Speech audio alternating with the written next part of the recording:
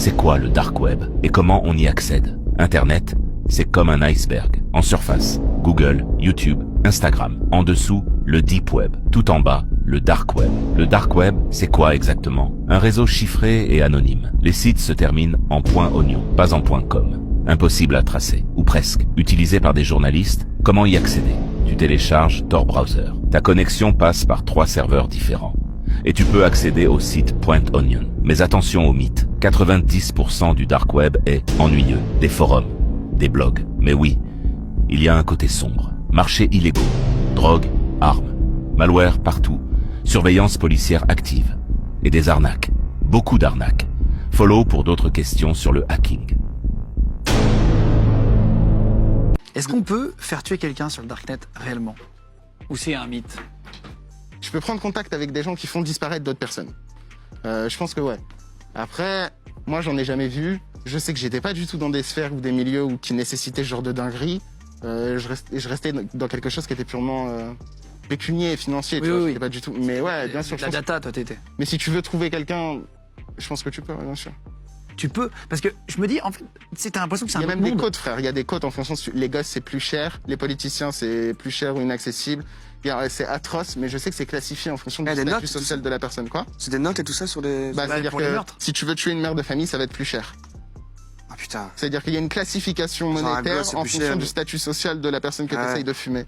Donc Mais ça, si ça existait... Moi, c'est ça que je comprends pas. C'est irréel pour moi. C'est parce qu'on est au début. Au début? Ouais, on est au début de tout ça, on est au début de la révolution numérique. Et concrètement, peut-être que là, si en vrai tu veux engager un tueur en gage, tout ce que tu as besoin d'aller faire, c'est, je sais pas moi, contacter une entreprise privée, militaire, un truc comme ça, et il y a un mec qui va te l'ordonner, peut-être que dans 10-20 ans, le réflexe, ça sera d'aller sur Internet. Peut-être même que tu auras une application pour ça, frère. Je déconne, mais tu vois... C'est Black Mirror, quoi. Enfin, c'est pas Black Mirror.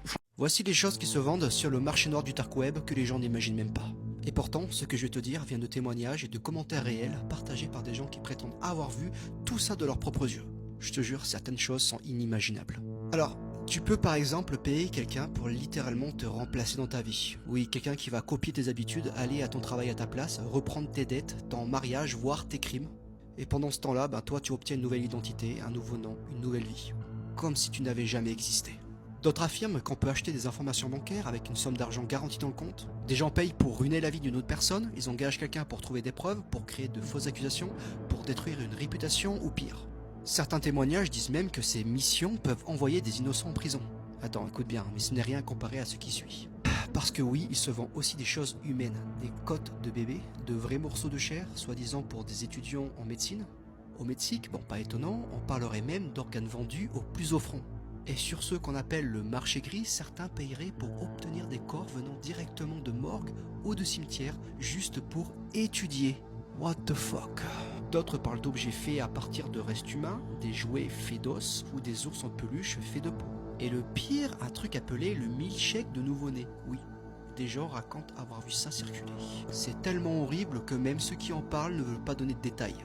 Mais il n'y a pas que ça. Sur ce marché, tu peux trouver de l'insuline, des bijoux, des montres, des vêtements et même du fromage. Un fromage appelé Casu Marzu, illégal dans plusieurs pays parce qu'il est infesté de larves vivantes. Et malgré ça, c'est un commerce florissant. Certains racontent aussi qu'on y vend des animaux vivants ou morts, et parfois des personnes. Oui, des êtres humains, des gens portés disparus qui, selon quelques témoignages, finiraient ici. Des familles disent avoir retrouvé un proche grâce à un tatouage ou une cicatrice visible sur des photos publiées là-bas. Une fille a raconté qu'elle avait reconnu son oncle à un tatouage sur son dos juste à côté d'un oiseau. Le dark web, c'est comme un monde parallèle où tout ce qui est interdit là-bas trouve une place.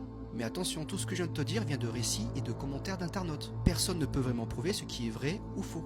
Une chose est sûre, c'est dangereux, illégal et profondément malsain. Alors maintenant dis-moi, tu penses que tout ça existe vraiment ou que ce ne sont que des légendes d'internet? Comme d'hab, je te lis dans les commentaires.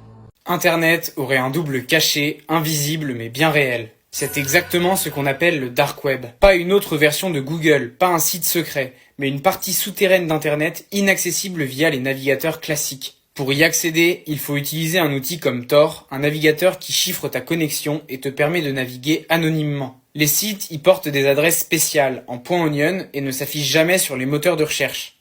Mais attention, le dark web ce n'est pas que du crime. Oui, on y trouve des marchés noirs, des armes, de la drogue, de la fausse monnaie. Mais c'est aussi un refuge pour les journalistes sous dictature, les lanceurs d'alerte, les dissidents politiques. C'est un espace où l'anonymat est total et c'est bien ça qui fascine et inquiète. Concrètement, Internet peut être vu comme un iceberg.